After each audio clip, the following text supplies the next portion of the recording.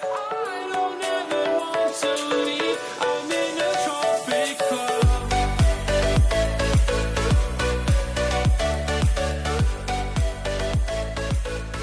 Hey guys, welcome back. It's Matt here, and today we're going to be taking a look at some Satechi products. So today we're going to be taking a look at three different things. The first one is an iMac hub. Then we're going to be taking a look at a 3-in-1 wireless charger, and also we're going to be taking a look at their keyboard, which is pretty much just a aluminium keyboard which you can use with a Mac. But without any further ado, let's go straight into the video. Okay, so the first product up, like I mentioned, is this stand for an iMac. This is a 27-inch iMac I have on the stand, and it does come in multiple colors, so they do match the actual finishes of the Apple products, so that's pretty nice. Mine is just the silver. On the front, as you can see, there is 3 USB type A ports, there's a USB-C port, a 3.5mm output, and there is an SD card and micro SD card slot, so you can go ahead and put in your SD cards. Overall, these ports are just a lot more accessible via this device. Normally, you would have to reach around the back or side of the Mac in order to actually go ahead and plug into it. This is definitely much more handy, and it basically goes ahead and connects up into the back of the Mac. There's a cable underneath, which is quite lengthy. It does have these cable management clips underneath, so it does help reduce all those messy cables hanging over the desk. And the actual connector for the hub is USB Type-C, so it's compatible with all the latest Macs. But if you don't have USB Type-C, it does have an adapter in the box, which allows you to plug it in old school. But this thing is super solid and sturdy. Price is in it around $80, which I feel is a little bit high priced, but it definitely is really premium quality, and obviously it's holding the weight of the whole iMac. I found it pretty easy to set up, and overall you want to be careful when you're placing your Mac on this. You don't want to slide it on, as you may scratch the stand, but it definitely does make a great addition to your workspace, and it can come in pretty handy. Next up is this 3-in-1 wireless charger. It does support fast charging, and as you can see, I'm charging an Apple Watch, some AirPods, and also an iPhone 11 on the right there. It comes like this, just matte finish with the sort of aluminium border around the side. It plugs in via USB Type-C. It does come with a PD fast charging plug, and the actual Apple Watch charger is built into this guy, so you don't have to thread through the original cable that comes with it. And it also does flick up as well, which turns your watch into kind of an alarm or clock for when you're sleeping, which means you can easily see the time in the night. I'm a really big fan of this feature. And then in the middle you see there's an indent, which is actually to hold the AirPod case, so when it's charging, it's gonna stay nice and sturdy. Even if you knock your table, it's still gonna remain charging. And last up, there is this rubber ring section, which does grip the phone. It stops it from sliding around. But in terms of placement, I found it to be no issue.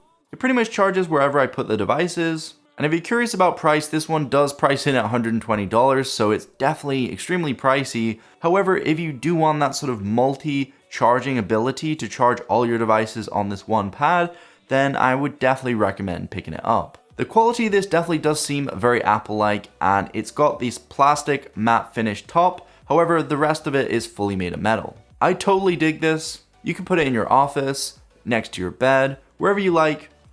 And it's super sleek and really low profile. It doesn't really stand out too much, which is great. There is these charging LED indicators to show you actually which device is charging, so if you did accidentally not put your phone on correctly, then the LED on the right would not display. In terms of just showing you guys that it does fast charge and obviously works with other phones, as you can see on my Samsung, it's currently fast charging. But it's definitely one of the nicest wireless chargers that I've ever used. And finally up on the list is this keyboard made especially for Mac. Now I've been using a gaming keyboard, you've probably seen it in the back of my videos, and I replaced it recently with this. This is an excellent keyboard. It's fully metal. It matches the sort of color, the space gray of my MacBook. It does have a very Apple-like feel and look, and the whole thing is made of aluminium with chamfered edges. You have a little bit of branding on the back, but overall it's super minimal.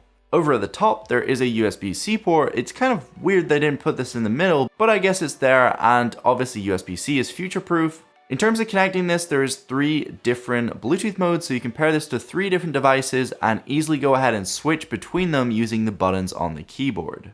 The keyboard is backlit, so when you're typing of a night, you're still going to be able to see all of those keys and all the buttons you need to push. You can adjust the brightness and you have all those usual toggle keys like on the old MacBook, which is kind of interesting and actually really nice to get back, especially if you find the touch bar a little bit of a hassle. Then you can easily get your function keys and all that old functionality back, which some of you might actually want. In terms of the height of the keyboard, it was a little bit low for me. It was quite flat to the table, and when I'm typing, I found it a little bit uncomfortable with my wrists. However, in the box, it does come with these sort of rubber feet that go on either side, and that actually props it up so you can actually get more of a slope when you're typing. It's just a little bit more ergonomic and personal preference, but I really do like it. But other than just looks, it's a keyboard, so you're going to be typing on it all day.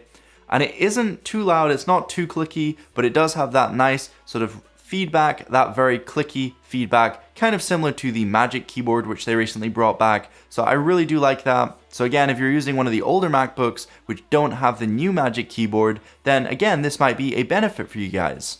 Overall, the only real difference I can see is that the keys are a bit more rounded. There is an on-off switch at the top right, which does kind of remind me of an Apple mute switch from the iPad. And the keys also have these sort of finger circular indents, which is surprisingly nice when you're resting your fingers on the keys. It just makes typing that little bit easier. Something really nice is there's also a USB unmount button, so you can go ahead and unmount your USB devices without actually going to your desktop or Finder and manually ejecting them. And in terms of the keyboard price, it's only around $80, so for me, I would say that's definitely a win. And if I was to pick one of these three products and recommend it to you guys, it would definitely be the keyboard. But anyway guys, that's pretty much it.